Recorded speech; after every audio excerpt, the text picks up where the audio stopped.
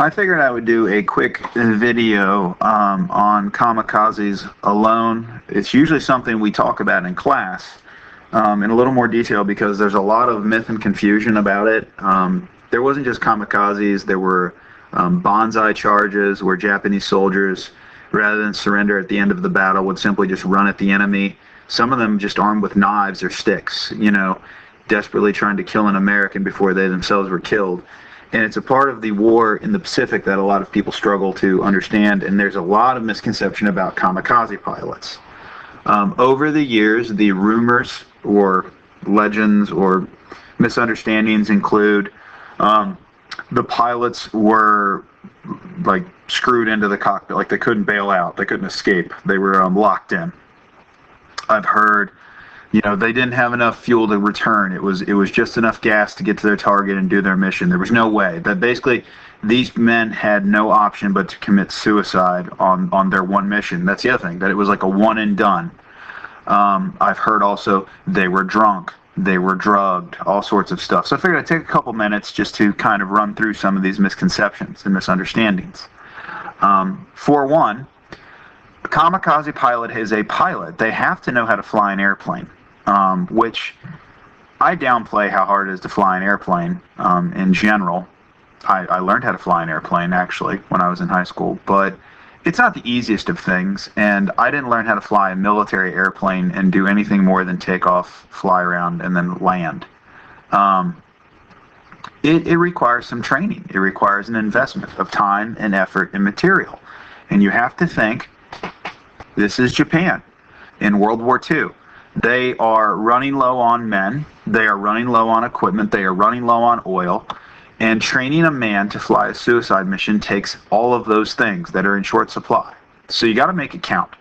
So first of all, kamikazes were not just some random Joe off the street who they just threw in an airplane, screwed him in, pointed a gun in his face and said, go.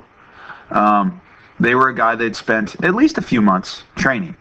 And put resources in. So these were a commodity. These were a resource.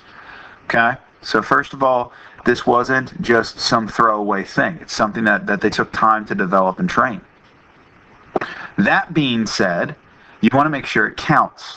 So let's say you're a kamikaze and you're on your way to fly towards the enemy. And all of a sudden, you're starting to have mechanical issues. And you might be able to get your plane to the enemy fleet, but it's going to be going slower. You lack control. You're never going to make it to your target. You'll get shot down. Your plane is in no shape to actually make the final dive. If we don't have a way for you to land and return, we've wasted you, right? This is a wasted kamikaze. There were kamikaze pilots who came back all the time. I don't want it to sound like the same guy came back all the time, but it was not uncommon for a pilot to come back to base because he was having engine trouble, or he flew to the supposed target site and there was no enemy ship there, or because of a navigation error, he ended up going, to the wrong spot for the attack, whatever. So kamikazes did make it back to base and land, and they would fix the plane, refuel it, etc., and they would go back out again. It happened, all right? So the idea that you flew one mission and that was the end of it, not the case. Many people, it took 2 or 3 tries before they actually did their final actual kamikaze mission. The one where they actually crashed, okay? So they had enough fuel to return. They oftentimes did have to return because of a variety of issues, like I just said. Mechanical problems are a fact. They happen all the time. American bombers would have to turn around because they'd get up in the air and then they'd realize the oil pressure's off and our engine's going to overheat long before we get to our target. So we have to turn around and land and get that fixed, right? Same thing with kamikazes. One other thing that I want to touch on is this idea that I hear every year: they were either drunk or they were high or any of those things. It was traditional for a kamikaze pilot to take a ceremonial drink of sake or green tea before they took off on their supposed final mission. For those of you who don't know, sake is rice wine. It's a fortified rice wine, so it's a little more potent than the typical wine that you would find here in America. But it is not as hard as like liquor. You know, a cup of sake is stronger than beer, stronger than wine, not quite hard liquor. So a grown man drinking a shot, so to speak, or you know what is their equivalent in their world, that little cup that if you've ever been to a nice Japanese restaurant, you might have seen, that's not going to get a person drunk, is my point. So the idea that these guys took off drunk is not true. And we do know that some of them had methamphetamine. Methamphetamine was not unique to Kamikaze. Every military was giving some of their men meth in small amounts. Methamphetamine is a stimulant. Every country experimented with giving their men uppers of some kind to keep them awake. Guys that had to do things at night, a lot of them were given pills. It wasn't called meth, but it was basically meth. So the idea is to keep a guy awake and alert to do his job. So were there some kamikazes who had meth pills or meth mixed into their last drink or whatever to try and make sure that they stayed alert and focused during their mission? Sure. But it wasn't an overwhelming amount. The idea that these guys took off drunk or high, think of it this way. You're about to do something more complex than driving, right? We all have heard about, we all are fully aware, you shouldn't drive drunk. It's not safe. A lot of bad things will happen. Okay, let's take it and make it even more harder than driving. All right? You're now going to operate a vehicle way more complex and difficult to manage than a car. And you're going to do it drunk or high. And it's not just getting to a destination. You're going to try and dive and hit a moving target that's shooting back at you. You need a person that's sober and conscious and aware to do all that. You're also, by the way, flying.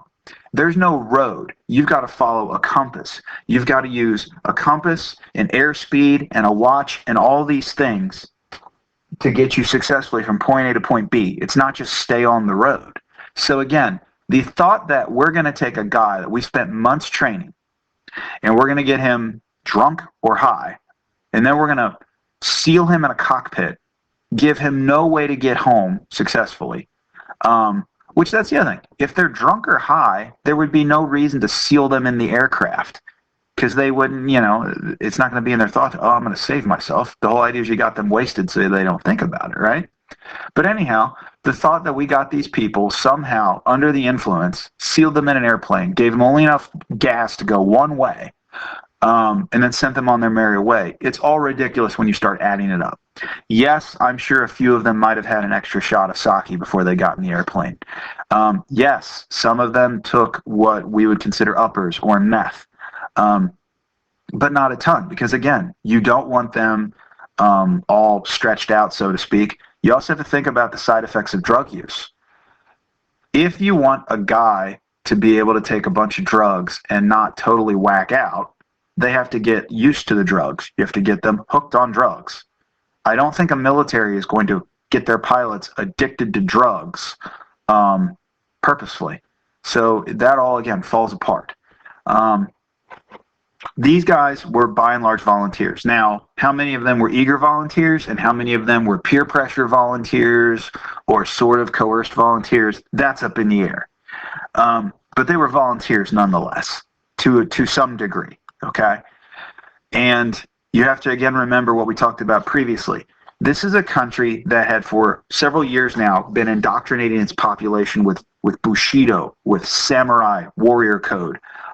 It's a country whose army had been conducting suicide attacks. It's a country whose pilots had unorganized committed suicide bombing runs.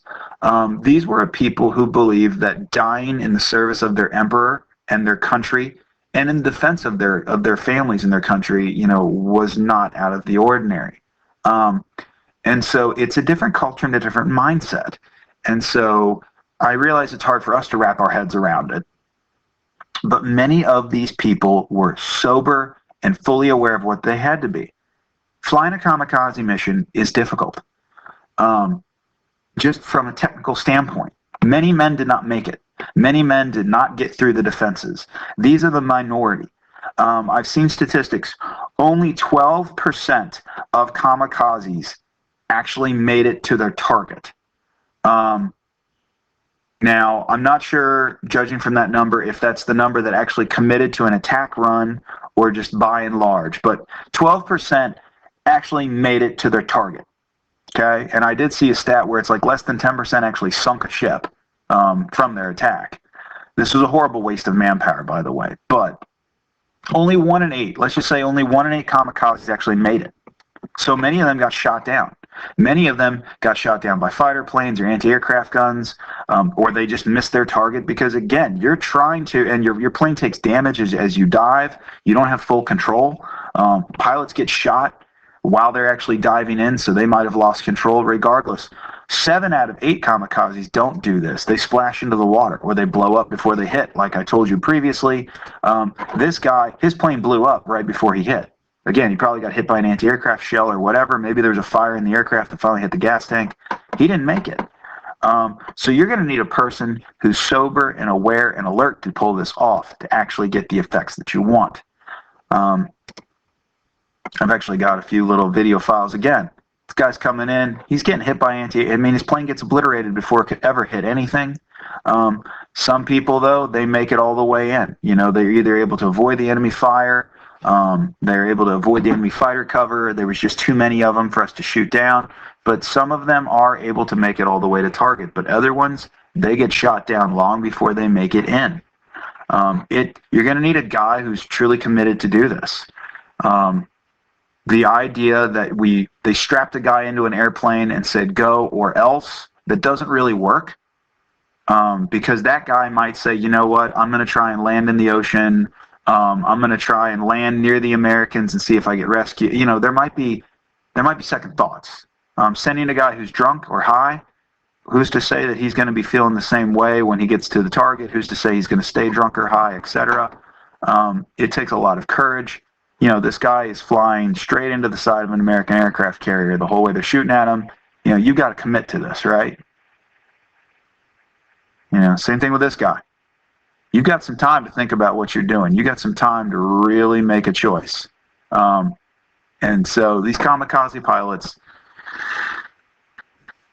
again, a little bit of alcohol, maybe a little bit of meth or uppers to keep them awake and alert because they are going to be flying a long time to their target potentially. But I think by and large they chose to do this. I will point out too, for people who doubt it, we have a real world example that I think is a parallel, and it's sort of scary because, you know, you've heard the expression, history repeats itself. I myself have lived to see kamikazes. The men who flew these jet airliners into the World Trade Center on 9/11 were sober, they were awake, they were fully conscious and committed. So, you know, as amazingly scary as it is to say, we actually lived through kamikazes yet again. So, you know, and for those of you who haven't seen this sort of footage before, yeah, this was what 9/11 looked like. This is the second airplane, obviously. There's not a whole lot of footage of the first one. I've only seen one video of the first one because, again, it took everyone off guard. It wasn't expected. And again, we know those guys were, at least from what we can tell, sober and cognizant because, again, they had to do a very complex operation over a matter of several hours to get all this done. So anyhow, I figured I would just clear up some of the misconceptions because, again, if you look, you know, depending on where you go online or who you talk to, you get a lot of different stories. There is a lot of competing literature on kamikazes. Obviously, the Japanese portrayed them as eager young men, joyful at the prospect. And then you get some who survived, you know, they never got to fly their mission or whatever. They give a different story. I do know that kamikaze training was brutal. Not only the actual flight training, but these men were, conditioned to ignore death and pain and to take pride in it. They were told to reflect on life. They were given all kinds of very negative or skeptical kind of nihilist literature to try and get them convinced that death was better than life. They were greatly instructed in the code of the samurai and Bushido. They were told to write a final letter to their parents. They were reminded of everything bad they ever did in their lives to make them think that this was a way to clear their name and restore their family honor. I mean, there was a lot of crazy stuff that went into this, but it's a very crazy action when you think about it. So again, there's competing literature. Some of the stuff we're pretty certain about, and again, we have some survivors. We have kamikaze pilots who never got to fly their mission, or they flew missions but never got to actually do the deed, because of mechanical difficulty to turn around or whatever. And so we do know from their testimony, some of them were very eager, but they admit it was like the stupid youthful exuberance, or they felt peer pressure, whatever. But most of them have said that, I did not have a bunch of drugs or alcohol in my system. I knew what I was doing, etc. So I just figured I'd take a few moments to clear up, because again, when we have class, I usually have somebody who kind of raises their hand and throws some of these theories out there, and I would at least give you my take on it and my understanding of it.